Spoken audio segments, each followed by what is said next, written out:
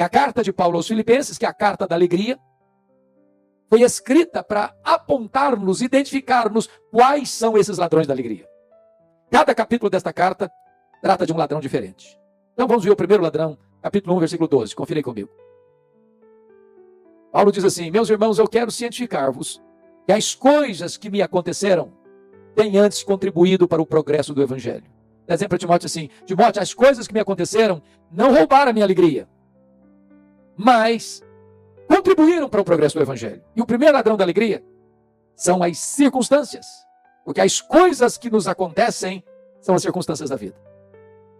E sabe por que as circunstâncias roubam a nossa alegria? Porque elas acontecem conosco, querendo ou não, gostando nós ou não, planejando nós ou não. As coisas acontecem, as circunstâncias acontecem ao arrepio da nossa vontade. E muitas vezes chegam de súbito e botam a nossa vida de ponta cabeça. É um acidente grave. É uma doença súbita. É uma perda financeira radical. É um divórcio doloroso. É um luto traumático. Coisas que acontecem. E se você não tomar cuidado, leva embora a sua alegria. Pense comigo, você ainda é um médico por um exame de rotina. E de repente descobre que está com uma doença grave. Talvez até incurável na perspectiva da medicina. Pense comigo, você saindo com a sua família para um passeio. De repente um acidente. Olhe você no meio da viagem. Pense comigo naquele pai, naquela mãe que cria uma menina com todo o desvelo. E esse pai, no dia do casamento, com muito orgulho, leva essa menina ao altar, pensando que ela vai construir um projeto de felicidade. Para em seguida descobrir que ela casou com um homem rude, violento, que vai ferir a alma dessa menina, no corpo, na mente, nas emoções. E aquele casamento que começou como um projeto de felicidade, termina machucado e ferido nas barras de um tribunal por um doloroso divórcio. Se você não tomar cuidado, isso leva embora a sua alegria. Imagine você criar um filho com carinho e amor. E de repente esse menino começa a se envolver com amizades perigosas, se envolve com drogas, se envolve com o mundo do crime e transtorna a família. Se você não tomar cuidado, isso leva embora a sua alegria. Casamento de anos, de harmonia e paz. De repente um fato novo acontece. Transtorna o relacionamento. As lágrimas vêm, a dor lateja no peito. Se você não tomar cuidado, isso leva embora a sua alegria. Circunstâncias, circunstâncias, circunstâncias. Quando Paulo diz para Timóteo, aliás, quando Paulo diz para a igreja de Filipos assim: meus irmãos, eu quero que vocês saibam que as coisas que me aconteceram têm antes contribuído para o progresso do Evangelho. Eu preciso perguntar para Paulo: que coisas, Paulo, aconteceram para você? Que não roubaram a sua alegria? E ele poderia fazer um resumão para nós, dizendo assim: olha, eu fui perseguido em Damasco. Eu fui rejeitado em Jerusalém. Eu fui esquecido em Tarso. Eu fui apedrejado em Listra. Eu fui açoitado em Filipos. Eu fui escorraçado de Tessalônica. Eu fui enxotado de Bereia. Eu fui chamado de tagarela em Atenas. Eu fui chamado de impostor em Corinto. Eu enfrentei feras em Éfeso. Eu fui preso em Jerusalém. Eu fui acusado em Cesareia Marítima. Eu enfrentei um naufrágio para Roma. Eu fui picado por uma cobra em Malta. Eu cheguei em Roma preso e algemado. Mas eu quero que vocês saibam que as coisas que me aconteceram contribuíram para o progresso do Evangelho. Esse homem não crê em acaso. Esse homem não crê em azar. Esse homem não crê em sorte. Esse homem não crê em determinismo cego. Este homem não crê em praga rogada para crente. Este homem crê que a mão de Deus dirige o seu destino. Se você não olhar para as circunstâncias da vida na perspectiva de Deus, dentro do âmbito da soberania de Deus, você perde a sua alegria. Porque Paulo estava preso, 3 coisas aconteceram. Aí em Filipenses capítulo 1. Primeira coisa, a igreja foi mais encorajada a pregar. Quando a igreja de Roma viu Paulo preso, trabalhando mais do que eles, isso mexeu com o brilho deles. Isso levou o Ray Stedman, de saudosa memória, a afirmar que um dos métodos mais eficazes para o crescimento da igreja, e eu não gosto muito desse método, é o seguinte: quer ver a igreja crescer? Bote os pastores na cadeia e a igreja crescerá.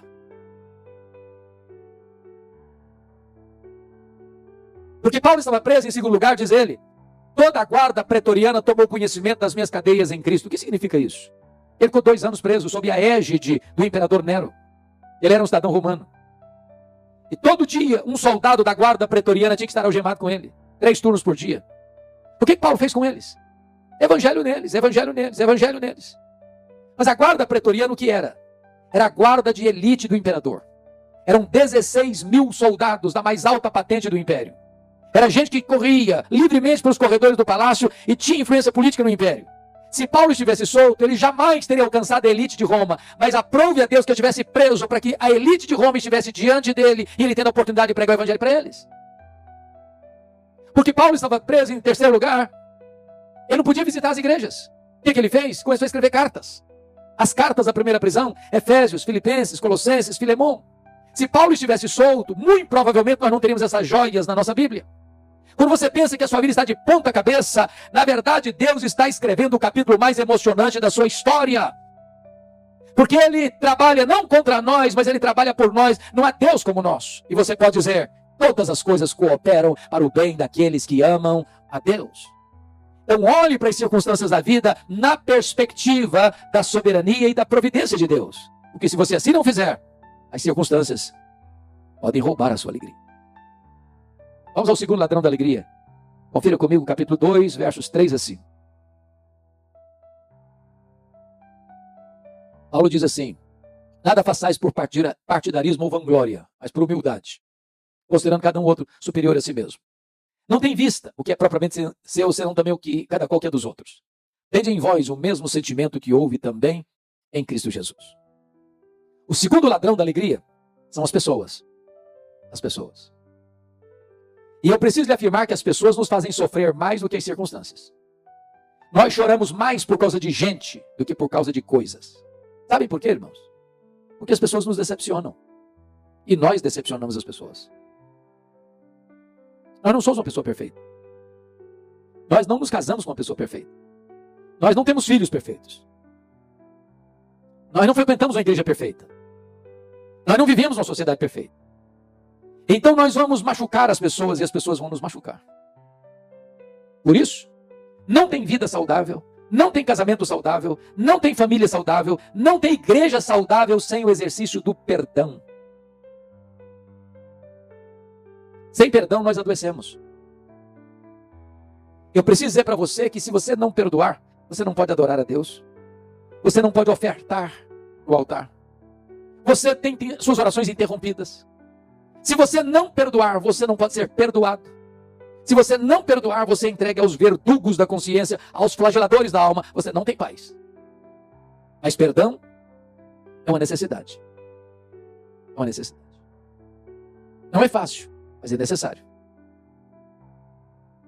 Talvez a dor mais aguda que eu já senti na vida, e já senti muitas, aconteceu no dia 2 de agosto de 82, quando eu iniciava o meu ministério. Eu recebi um telefonema do meu irmão, acima de mim, eu sou o caçula, que tinha completado 27 anos no dia anterior, dia 1º de agosto, acabava de ser assassinado pelo primo primeiro da sua esposa, com 11 golpes de faca, todos mortais. A dor foi tão avassaladora que quando eu recebi o telefonema, eu perdi a voz. Quando Deus recobrou as minhas forças, a primeira palavra que Deus botou na minha boca foi esta: eu perdoo o assassino. Eu não tinha outra opção. Ou perdoava, ou adoecia. Ou perdoava, ou a minha vida transformar-se no inferno. Ou perdoava, ou teria que abandonar o ministério. Mas eu preciso dizer a vocês que o perdão é maior que o ódio. O perdão cura. O perdão restaura. O perdão liberta. O perdão é a asepsia da alma. É a faxina da mente. É a alforria do coração. Mas eu só fui entender perdão, pastor Luiz, no dia que eu entendi uma parábola que Jesus contou. A parábola do credor incompassivo. Diz Jesus que o rei acertava as contas com seus súditos e encontra um que lhe devia 10 mil talentos. Não tendo com que pagar, o rei mandou vender seus filhos. Este homem se humilhou, pediu misericórdia e o rei perdoa a ele a dívida de 10 mil talentos. Este homem perdoado, lá na frente encontra um conservo que lhe devia 100 denários. E não tendo com que lhe pagar, pediu misericórdia. Ele disse: não tem misericórdia, paga o que você me deve. O rei ficou sabendo disso. Ficou muito irado. Mandou chamar aquele homem de servo malvado. Eu perdoei a você 10 mil talentos. E você não pôde perdoar o seu conservo 100 denários? Pois você vai ser entregue aos verdugos, até que pague o último centavo.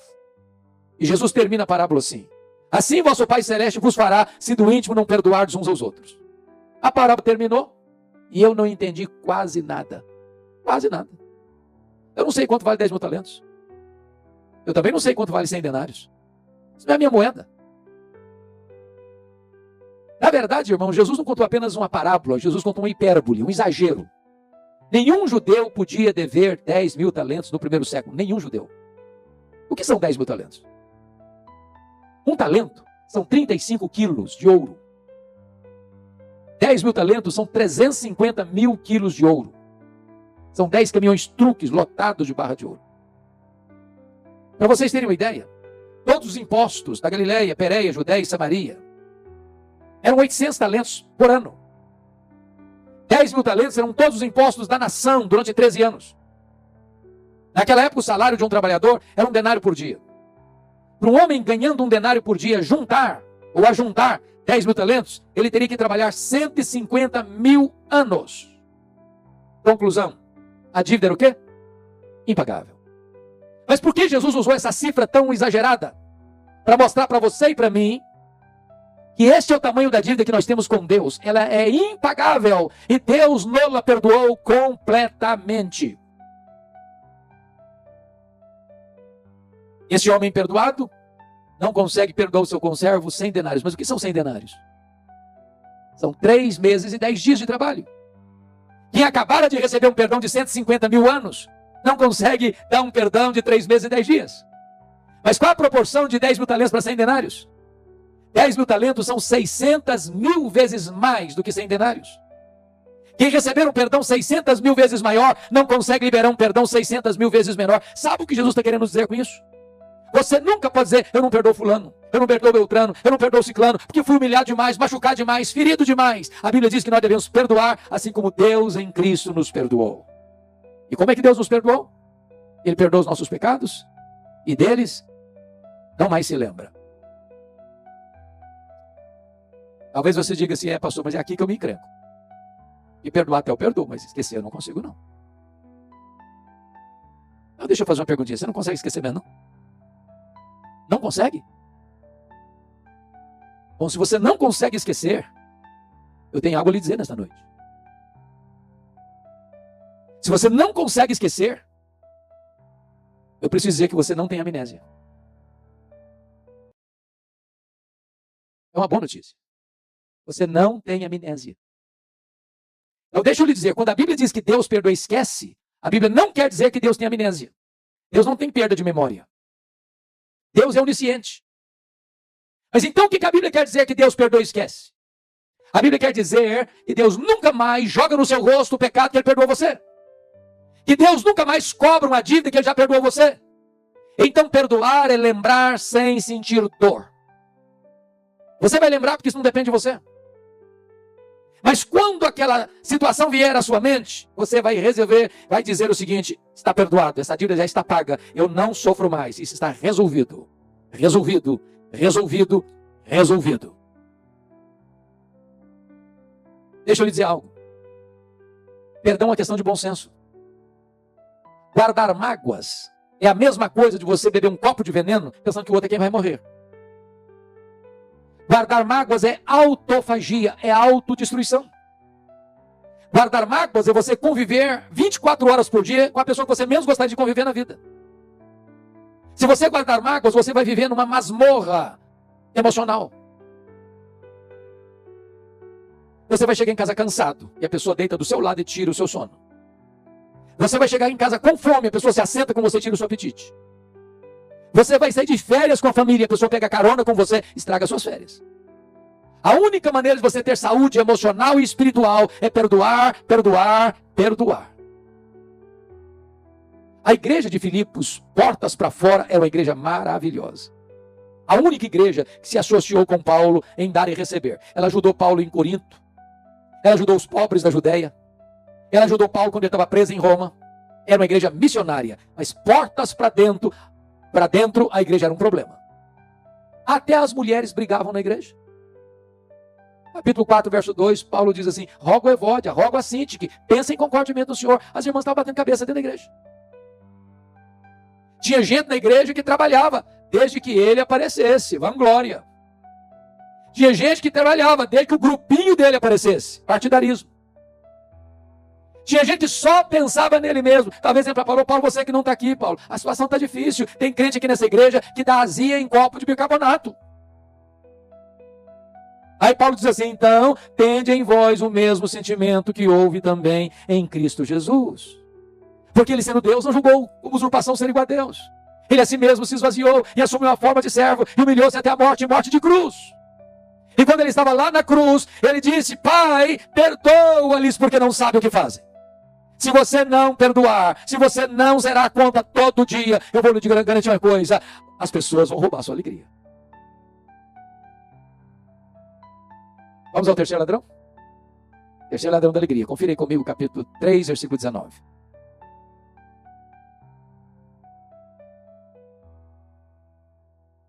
Paulo diz o seguinte, o destino deles é a perdição. O Deus deles é o ventre. A glória deles está na sua infâmia. Visto que só se preocupam com as coisas terrenas. Eu acho que aqui em Goiânia esse terceiro ladrão não existe não. Preocupação com dinheiro. Dinheiro aqui não é problema, né? É solução. Mas deixa eu fazer uma perguntinha. Alguma vez você já discutiu com a sua mulher por causa de dinheiro? Você já discutiu com o seu marido por causa de dinheiro? Bom, se você falar para mim que nunca, eu vou duvidar da sua honestidade. Porque as pessoas discutem por causa de dinheiro. Dinheiro é o principal pomo de discussão dentro da família hoje. Discute porque tem dinheiro. Porque não tem dinheiro. Porque tem pouco dinheiro. Porque tem muito dinheiro. Ou porque não tem dinheiro nenhum. O grande problema é que algumas pessoas só se preocupam com as coisas terrenas. Irmãos, dinheiro é mais do que uma moeda. A única entidade que Jesus chamou de Senhor não foi César, não foi o diabo, foi dinheiro. Ninguém pode servir a dois senhores, disse Jesus. Ninguém serve a Deus e ao dinheiro ao mesmo tempo. Por causa de dinheiro, muitas pessoas se casam. Por causa de dinheiro, muitas pessoas descasam. Por causa de dinheiro, muitas pessoas mentem. Por causa de dinheiro, muitas pessoas corrompem. Por causa de dinheiro, muitas pessoas são corrompidas. Por causa de dinheiro, muitas pessoas matam, muitas pessoas morrem. Porque só se preocupam com as coisas terrenas. Nós vivemos hoje naquilo que os estudiosos chamam de globalização. Nós somos uma aldeia global. Exemplo, vocês se lembram que em 2008, o mercado imobiliário americano enfrentou uma crise. Os bancos emprestaram mais dinheiro que podiam, veio a bolha e a crise chegou. Mas a crise imobiliária americana refletiu, reverberou na economia global. Por quê? Porque nós somos uma aldeia global. Eu sou do estado do Espírito Santo e vocês sabem que o Espírito Santo hoje é o maior produtor de granito do mundo. Muitos donos de pedreira quebraram no Espírito Santo, porque o mercado imobiliário americano bambeou as pernas. Dá uma bala na Bolsa de Valores de Tóquio, de Singapura, de Nova York, o tremor acontece na hora no seu bolso. Nesse momento de globalização, diz Tom Cine, no seu livro lá do Culto da Globalização, que mais de 50% da riqueza do planeta está concentrada nas mãos de pouco mais de 100 empresas particulares. Há empresas mais ricas do que países. A Toyota é mais rica do que a África do Sul. A GM é mais rica do que a Noruega. O Walmart é mais rico do que mais de 100 países do mundo. O grande problema é que nessa economia globalizada, as empresas querem mais do seu tempo e mais do seu dinheiro. E você tem que entrar nessa rotina, nessa corrida maluca. E para você fazer isso, você tem que consumir mais.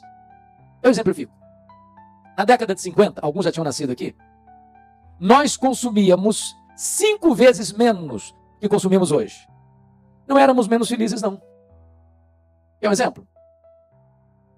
Eu só tive um brinquedo, quando criança, comprado em loja. Só um. Carrinho de plástico. Só um. E posso lhes garantir que meu pai não precisou me levar para psicólogo. Uma criança nasce hoje, ela já tem mais brinquedo que ela consegue brincar a vida inteira. Você dá um brinquedo para uma criança hoje, ela brinca longa 2 horas, encosta no canto, é sucata, e quer outro. E se você não der, ela tem crise emocional, tem que levar para o psicólogo. Eu tenho um amigo que tem 3 mulheres. É claro que é esposa e 2 filhas. Não pensem mal do meu amigo, por favor. E no dia de casamento, elas disseram assim para ele: precisamos comprar sapatos novos. Você duvida disso? Casamento é tudo novo, top do bora. Mas ele disse assim: antes de ir para a loja comprar, vamos dar uma olhadinha no que nós já temos? Abriu o armário e contou 151 pares de sapatos. Tinha que comprar mais. Como é que você chama isso? Consumismo. Então vou lhe dar uma definição de consumismo. Consumismo é quando você compra o que você não precisa, com dinheiro que você não tem, para impressionar pessoas que você não conhece. O grande problema é que as pessoas só se preocupam com coisas terrenas. Eu tenho um primo que ganhou muito dinheiro na vida. E um dia me disse assim: Hernandes, o rico tem 2 problemas. Eu falei: tem? Eu nem sabia. Quais são? O primeiro problema do rico é medo de problema do rico. Primeiro problema do rico é ganhar e ganhar. Segundo problema do rico, medo de perder. Ele não vive. Ele vive nessa loucura a vida inteira. Sabe por quê? Porque as pessoas só se preocupam com coisas terrenas. O Dr. John Rockefeller foi o primeiro bilionário do mundo. E ele disse que o homem mais pobre que ele conhecia era o homem que só tinha dinheiro. Talvez as pessoas mais felizes são aquelas que chegam em casa cheirando graxa e comem um bom prato de arroz com feijão e dormem a noite toda bem dormida. Quando esse primeiro bilionário do mundo morreu, Dr. John Rockefeller, um curioso foi ao cemitério e deu um jeito de encostar no contador do Rockefeller para fazer uma pergunta. E conseguiu. Ele perguntou assim: me conta, quanto é que o Dr. John Rockefeller deixou? O contador olhou espantado para ele e disse: rapaz, ele deixou tudo, ele não levou nem um centavo. Não tem gaveta em caixão, nem bolsa em mortalha, nem caminhão de mudança em enterro. A Bíblia diz que nós não trouxemos nada e nós não vamos levar nada. Portanto, tendo o que comer, o que beber e o que vestir, com isso estejamos contentes. Porque a piedade com contentamento é grande fonte de lucro, mas o amor do dinheiro é a raiz de todos os males. A Bíblia diz que quem ama o dinheiro nunca dele se satisfaz. Então, se você botar o coração no dinheiro, você nunca vai ser feliz. Sabe por quê? Porque só existe uma pessoa que pode fazer você feliz, e este é Jesus, Jesus, Jesus, Jesus.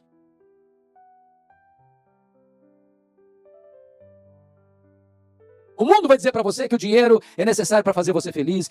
O mundo vai dizer para você que o dinheiro é necessário para lhe dar segurança. Bobagem. Essa pandemia provou isso. Um dos maiores banqueiros do mundo morreu de Covid. E a filha disse algo que me chocou. Papai morreu por aquilo que não custa nada. É de graça. O ar para respirar. A morte chega para o rico. Não tem castelo tão alto, não tem torre tão segura, que livre o homem das flechas da morte. Nessa pandemia morreu o empresário e morreu o empregado. Morreu o magnata e morreu o mendigo. Morreu o cientista com PhD em pós-doutorado e morreu o analfabeto. Morreu o crente mais piedoso e morreu o ateu. Entenda isso. Só Jesus pode dar segurança a você, só Jesus pode dar felicidade a você. Não ponha o seu coração em coisas, ajunte para você tesouros lá em cima, onde nem o ladrão, nem a traça, nem a ferrugem pode tomar de você. Ponha o seu coração em Jesus, porque só Ele pode fazer você feliz. Mas vamos ao quarto ladrão da alegria. Capítulo 4, versos 6 e 7. Confira aí comigo. Não andeis ansiosos de coisa alguma. Em tudo, porém, sejam conhecidas diante de Deus as vossas petições, pela oração e pela súplica, com ações de graças, e a paz de Deus, que excede todo entendimento, guardará o vosso coração e a vossa mente em Cristo Jesus. O quarto ladrão da alegria é a ansiedade. Me permita uma pergunta. Você conhece alguma pessoa ansiosa? Já viu alguma pessoa ansiosa hoje? Tem certeza? Você se olhou no espelho antes de vir para cá? Você é daquele tipo de gente que fica roendo as unhas? É aquele tipo de gente que o problema está lá na China, você pensa que está batendo na porta da sua casa? É aquele tipo de gente que quando não tem problema, você cria um porque não sabe viver sem problema? Meus irmãos, a ansiedade é o mal deste século. Atinge todas as faixas etárias, crianças, adolescentes, jovens, adultos e velhos. Todos os estratos sociais, ricos e pobres. Todas as raças, todos os credos religiosos. Pasmem vocês. Até as crianças estão ficando ansiosas. Aliás, Hollywood fez uma pesquisa para saber sobre isso. E constatou que as crianças vivem ansiosas porque elas gostam de filmes, de jogos, de desenhos, de ação. Até hoje eu não consigo entender isso. Se você assistir os desenhos infantis, é muito demônio. é muita violência, é muito ocultismo. Eu posso até lhe garantir que se você assistir tudo, você não dorme de noite com a luz apagada. Eu gosto de brincar com as crianças. E um dia eu cheguei na igreja, no pátio, tinha uma menina brincando, lá, sozinha brincando, e eu cheguei bem pertinho, e falei assim, filha, que vidona, hein? Ela olhou brava para mim e disse, o senhor é que pensa. Coitadinha, estava estressada. Semana passada eu estava pregando numa igreja de São Paulo, de uma menina ainda, criança. Eu falei, e aí, minha filha, como é que tá? Pastor, eu estou muito estressada. Eu falei, como? Estou muito estressada. Que negócio de matemática me estressa. Eu falei, filho, está estressada? Ansiedade. Sabe o que significa a palavra ansiedade? A palavra ansiedade no grego significa estrangulamento. Tira o oxigênio, apertar o pescoço. Tem muita gente assim, estrangulada emocionalmente. Mas Jesus foi categórico em dizer uma coisa: a ansiedade é inútil. Porque por mais ansioso que você esteja, você não pode acrescentar um côvado, 45 centímetros ao curso da sua vida. Você não melhora o seu performance amanhã ficando ansioso hoje. Por isso Jesus vai ler e diz o seguinte: a ansiedade é prejudicial. Basta o dia o seu próprio mal. Sabem por quê? Ansiedade é quando você fica preocupado hoje com um possível problema que vai acontecer amanhã. E estatisticamente falando, 70% dos assuntos que nos deixam ansiosos nunca vão acontecer. Aí a gente sofre desnecessariamente. Se o problema vier a acontecer, você vai sofrer duas vezes. Sofreu antes, vai sofrer agora. Quando eu era estudante, seminarista, lá em Campinas, nos idos de 78 e 81, um dia eu levantei de madrugada para beber água. O bebedor ficava no corredor. Eu estou indo bem tranquilo para ver se não incomodava ninguém. De repente eu olho a porta do quarto do meu colega aberta. E quando eu olhei, ele estava chorando muito, convulsivamente. Eu entrei e disse, o que aconteceu? Morreu alguém da sua família? Tem alguém doente? Algum acidente? Eu falei, não, eu estou com medo da minha mãe morrer. Eu falei, mas qual o problema dela? Não, ela não está doente não, só estou com medo dela morrer um dia. Eu, rapaz, deixa sua mãe viver. Hoje tem mais de 40 anos isso, a mulher está viva até hoje. Pior do que isso, foi uma mãe que entrou no meu gabinete com uma menina de 3 anos nos braços e chorando. Eu falei, minha filha, o que está acontecendo? Eu falei, estou com medo da minha filha crescer e não casar. Mas nem cresceu ainda. Ansiedade. Jesus foi além do seguinte: a ansiedade é um gesto de incredulidade. Os gentios que não conhecem a Deus é que se preocupam com todas essas coisas. Que comeremos, que beberemos, com que nos vestiremos. Mas vós deveis buscar em primeiro lugar o reino de Deus e a sua justiça, e as demais coisas vos serão acrescentadas.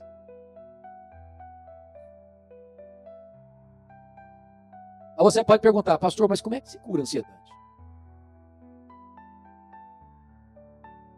Hoje talvez se gaste bilhões de dólares todo ano em remédios, em drágeas. E muita gente hoje está tendo um sono artificial. A alma está em guerra. O coração está sobressaltado. E há um estrangulamento emocional. Paulo vai nos oferecer uma receita de graça. E a receita para curar a ansiedade é esta. Paulo diz assim: não andeis ansiosos de alguma coisa? Não. Não andeis ansiosos de coisa alguma. O que é coisa alguma, gente? É coisa alguma, pronto. Você botar a legenda? É claro. Em tudo, porém, sejam conhecidas diante de Deus as vossas petições, pela oração, pela súplica, com ações de graças.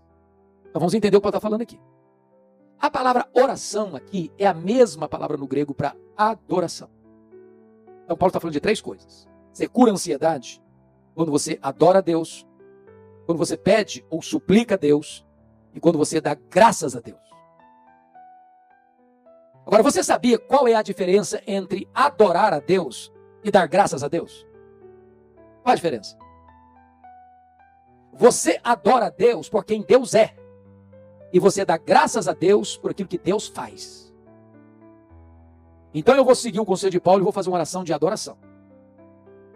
Eu chego para Deus e digo: Senhor, eu quero te adorar porque tu és o meu Deus, o meu Criador, o meu provedor, o meu protetor, o meu consolador, o meu redentor. Eu quero te adorar por quem tu és. Tu és o Deus autoexistente, tu és o Deus imenso, tu és o Deus infinito, tu és o Deus eterno, tu és o Deus imutável. Eu quero te adorar porque tu és onipotente, porque tu és onisciente, porque tu és onipresente, porque tu és transcendente, porque tu és soberano. Eu quero te adorar porque tu és fiel, porque tu és justo, porque tu és misericordioso, porque tu és bom. Eu quero te adorar porque tu és o Deus da minha vida, tu és a minha alegria, tu és a minha justiça, tu és a minha paz.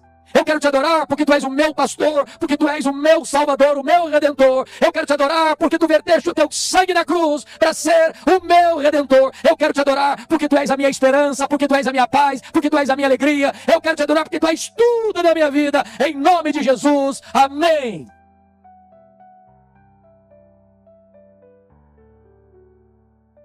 Aí eu termino essa oração e digo assim para Deus: oh Deus, mas eu estou tão ansioso.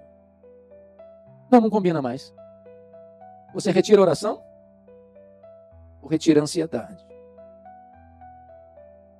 Uma pergunta oportuna: quem é o seu Deus? Quão grande é o seu Deus? Quão poderoso é o seu Deus? Quanto pode o seu Deus? O seu Deus é aquele que mede as águas na concha da sua mão. O seu Deus é aquele que pesa o pó das montanhas em balança de precisão. O seu Deus é aquele que mede os céus a palmos. O seu Deus é aquele que espalha as estrelas no firmamento e por ser forte em força e grande em poder, quando a chama pelo nome, nenhuma só delas venha a faltar. O seu Deus é aquele que olha para as grandes e poderosas nações da terra e considera todas elas como um pingo que cai num balde, como um pó numa balança de precisão. Este é o seu Deus, Ele é seu Pai e está lhe dizendo: não andeis ansiosos de coisa alguma. Quando você adora Deus, quando você suplica a Deus porque Ele é seu Pai, e quando você dá graças a Deus, não tem mais espaço para ansiedade. Tem muito crente murmurando, tem muito crente amargo, tem muito crente que está cheio de queixumes. Começa a dar graças. Você tem motivo? Deixa eu lhe perguntar: quanto vale os seus olhos? Quanto vale o fato de você ouvir? Quanto vale o fato de você ter mãos para trabalhar? Quanto vale o fato de você ter pernas para se locomover? Quanto vale o fato de você ter rins que filtram o seu sangue e retiram as impurezas do seu corpo? Quanto vale você ter pulmões que se abrem e fecham, trazendo ar aos seus pulmões e vida à sua vida? Quanto vale o seu coração que bombeia o sangue para o seu corpo? Quanto vale? Quanto vale o fato de você ingerir os alimentos e o seu estômago triturar tudo isso e tirar as vitaminas e todos os sais minerais e tudo que você precisa para ter vida e saúde? Quanto vale isso? Quanto vale o fato de você ter um teto para morar, você ter uma cama para dormir, você ter roupa para vestir e ter comida na sua mesa? Quanto vale isso? Quanto vale o fato de você ter uma família, você ter amigos, você ter irmãos, você ter a igreja? Quanto vale o fato de que você está salvo e o seu nome está escrito no livro da vida? Quanto vale isso? Não pare de murmurar, comece a adorar a Deus, comece a pedir a Deus, comece a dar graças a Deus, comece a louvar a Deus, comece a ver a bondade de Deus, a providência de Deus, o cuidado de Deus na sua vida. E quando você faz isso, não tem mais espaço para ansiedade. Porque Paulo diz assim: a paz de Deus, que excede todo o entendimento, guardará o vosso coração e a vossa mente em Cristo Jesus. A palavra guardará significa no grego montar guarda, sentinela. É como se Deus colocasse uma grande soldadesca ao redor da sua cabeça e do seu coração. Sabe por quê? A ansiedade é um pensamento errado e um sentimento errado. Deus protege a sua razão e a sua emoção, a sua cabeça e o seu coração. Quando a ansiedade quiser entrar, não vai conseguir, porque tem uma muralha protetora ao redor da sua cabeça e do seu coração. Por isso Paulo pôde dizer, dentro de uma prisão, algemado: alegrai-vos sempre no Senhor. Outra vez digo, alegrai-vos. Eu termino fazendo duas colocações. Quando eu era criança, pastor Luiz, eu escutei o seguinte na igreja: o projeto de Deus é fazer você santo e não fazer você feliz. A primeira frase eu entendi plenamente: sede santos, eu sou santo. A segunda eu não entendi. Fui pesquisar. Sabe o que descobri? Quem melhor entendeu esse assunto foram os puritanos da Inglaterra do século XVII, quando eles fizeram a seguinte pergunta: qual é o fim principal do homem? Qual o propósito do homem? E eles responderam: o fim principal do homem é glorificar a Deus e gozá-lo para sempre. Tem que concordar com o pastor batista John Piper, quando diz que o problema do homem não é a procura da felicidade, não é a busca da felicidade, não é o hedonismo. O problema do homem é contentar-se com a felicidade pequena demais, terrena demais, limitada demais, quando Deus nos criou e nos salvou para a maior de todas as felicidades. A felicidade de amá-lo, de fruí-lo, de glorificá-lo, de estar na presença dele, de adorá-lo. Então preciso dizer algo para você nesta noite. Deus quer que você seja muito feliz, abundantemente feliz, maiusculamente feliz, superlativamente feliz, eternamente feliz. Alegrai-vos sempre no Senhor. Outra vez digo, alegrai-vos. Mas agora eu vou terminar pedindo licença a vocês para lhes fazer uma pergunta. Uma pergunta pessoal. Eu sei que vocês não gostam de perguntas pessoais. Aliás, nenhum de nós gosta de pergunta pessoal. Porque toda pergunta pessoal nos põe contra a parede. Invade a nossa privacidade. E nós não gostamos que ninguém invada a nossa vida sem pedir licença.